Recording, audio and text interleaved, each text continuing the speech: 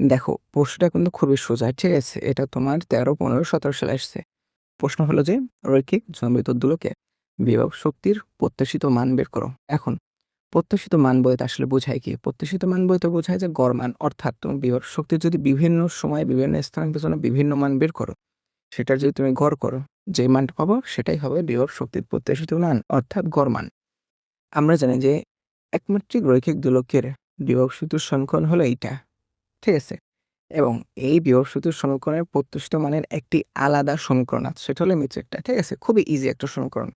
এখন করব কি, এই সমীকরণে এই যে এক্স স্কোয়ার আছে, ঠিক আছে? এইখানে এক্স স্কোয়ারের মানটা বসাই দেব, তাহলেই আমাদের প্রত্যাশিত মান বের হয়ে যাবে। ইজি, ঠিক আছে?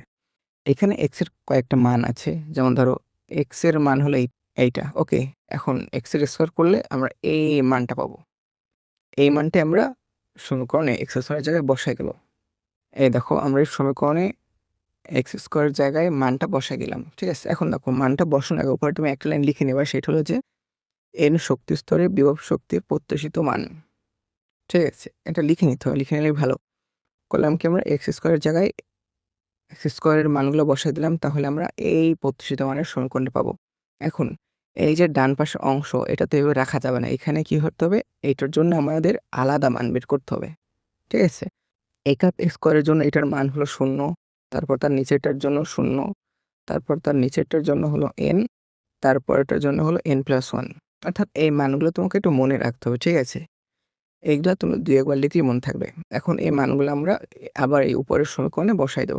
বসাই দিলে আমরা পাবো কি, যে 2n+1।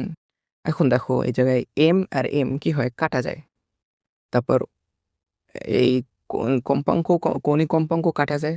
তাহলে উপরে থাকবে h², কৌণিক কম্পাঙ্ক, নিচে থাকবে 4, কারণ কি এখানে 2টা 2 আছে। এখন নিচে 4 থেকে হাফ, এই ডান পাশের 2n+1 সমীকরণ করবে কি, গুণ করব। তাহলে আমরা পাবো এই যে সমীকরণটা, এবং x কাটকে আমরা বামে নিয়ে যাব। এখন আমরা দেখো যে ডান পাশে একটা সমীকরণ দেওয়া হচ্ছে, সেটা হলো কি en = n+½ whole into h cut, কৌণিক কম্পাঙ্ক।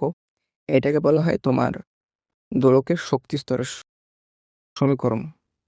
সেইটাই আমরা এখানে বামে বসাই দিলাম।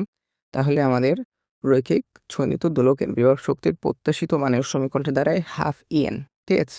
এইটাই হলো তোমার উত্তর। দেখো উত্তরটা কিন্তু খুব ইজি। তাহলে একটু সমস্যা হোক, তোমাকে এটা একটু প্র্যাকটিস করতে হবে, অর্থাৎ কয়েকবার লিখতে হবে, লিখলেই তোমার এটা মনে থাকবে।